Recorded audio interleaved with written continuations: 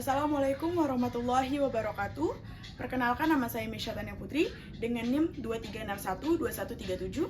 Hari ini saya akan mempresentasikan hasil penelitian saya yang berjudul Analisis Pemberdayaan Pegawai pada Kantor Biro Kesejahteraan Rakyat Provinsi Kepulauan Riau.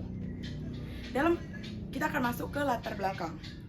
Dalam konteks organisasi pemerintah, aparatur sipil negara atau ASN harus memiliki kompetensi, profesionalisme, integritas, dan kemampuan untuk beradaptasi terhadap perubahan strategi lingkungan masyarakat karena mereka merupakan pelaksana utama kegiatan publik dan penyedia layanan kepada masyarakat.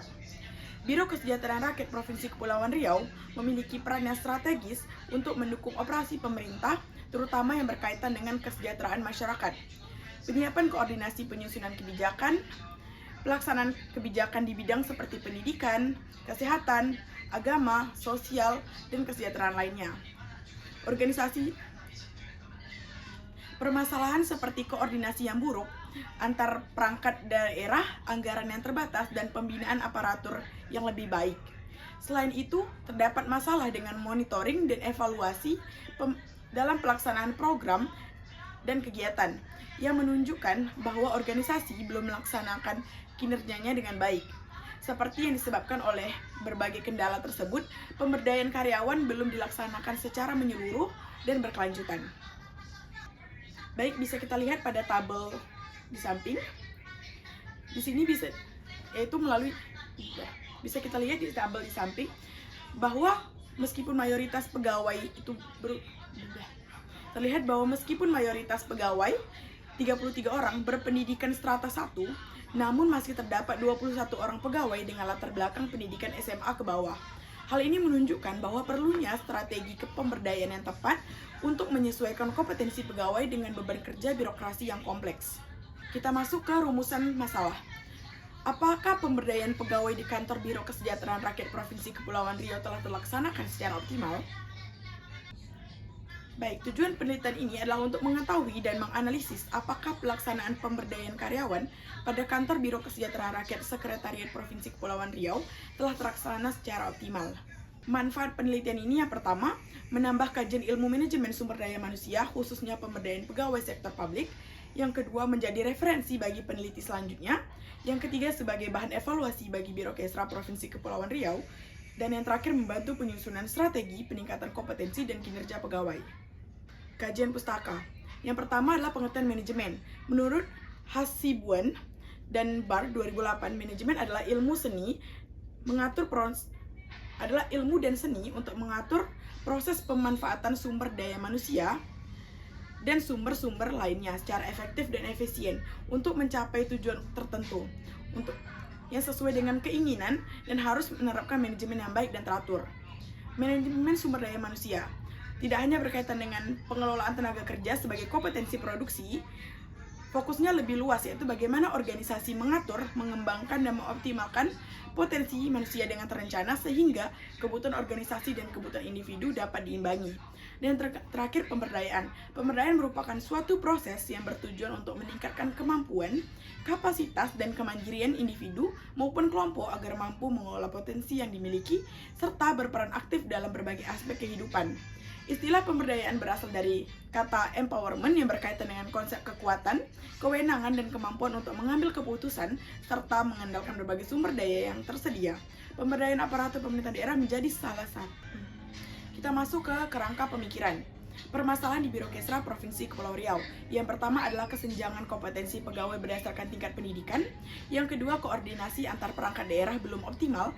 Yang ketiga, monitoring dan evaluasi program masih lemah. Dan yang terakhir, pemberdayaan pegawai belum dilaksanakan secara menyeluruh dan berkelanjutan. Pemberdayaan pegawai, indikatornya ada 4. Yang pertama, desire, keinginan, trust, kepercayaan, confident, percaya diri, accountabilitas, dan komunikasi. Hasil yang diharapkan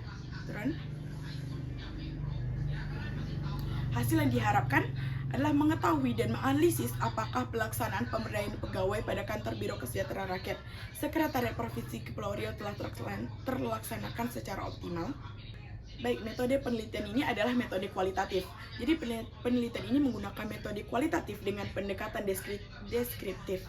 Metode ini dipilih karena penelitian bertujuan untuk memahami dan menggambarkan secara mendalam pelaksanaan dan pemberdayaan pegawai pada kantor Biro Kesejahteraan Rakyat Provinsi Kepulauan Riau. Melalui pendekatan kualitatif, peneliti dapat memperoleh informasi yang lebih rinci mengenai kondisi yang terjadi di lapangan. Baik, jenis data yang digunakan adalah pertama data primer, data yang diperoleh langsung dari informan melalui observasi dan wawancara.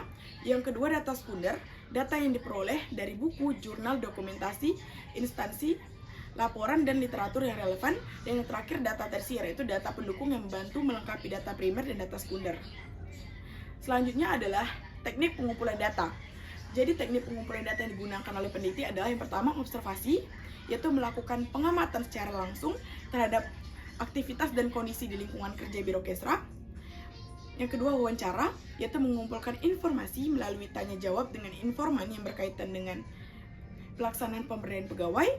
Yang ketiga adalah dokumentasi, yaitu mengumpulkan data melalui arsip, laporan, foto, dan dokumen yang mendukung penelitian. Populasi dan sampel. Jadi populasi dalam penelitian ini adalah seluruh pegawai pada kantor Biro Kesejahteraan Rakyat Provinsi Kepulauan Riau. Dan teknik pelan-pelan masih 6 menit. Oh iya. Populasi dan sampel. Populasi dalam penelitian ini adalah seluruh pegawai pada kantor Biro Kesejahteraan Rakyat Provinsi Kepulauan Riau. Teknik pengambilan sampel menggunakan purposive sampling, yaitu pemilihan informan berdasarkan pertimbangan tertentu yang dianggap mengetahui permasalahan penelitian. Jumlah informan sebanyak 8 orang yang terdiri dari Kepala Biro 1 orang, Kasubag Tata Usaha 1 orang, pejabat fungsional 2 orang, staf PNS 2 orang, dan pegawai P3K 2 orang. Kita masuk ke teknik pengolahan dan analisis data. Pengolahan data dilakukan melalui 3 tahapan. Yang pertama itu reduksi data, yaitu memilih dan menyederhanakan data yang relevan dengan penelitian. Yang kedua penyajian data, yaitu menyusun data dalam bentuk narasi agar mudah difahami. Yang ketiga adalah penarikan kesimpulan, yaitu menarik makna dari hasil penelitian berdasarkan data yang telah dianalisis. Analisis data menggunakan analisis deskriptif, kualitatif, yaitu menggambarkan kondisi pemberdayaan pegawai secara sistematis dan mendalam berdasarkan hasil observasi, wawancara, dan juga dokumentasi. Baik, sekian presentasi saya ucapkan wabillahi taufiq wal hidayah. Wassalamualaikum warahmatullahi wabarakatuh.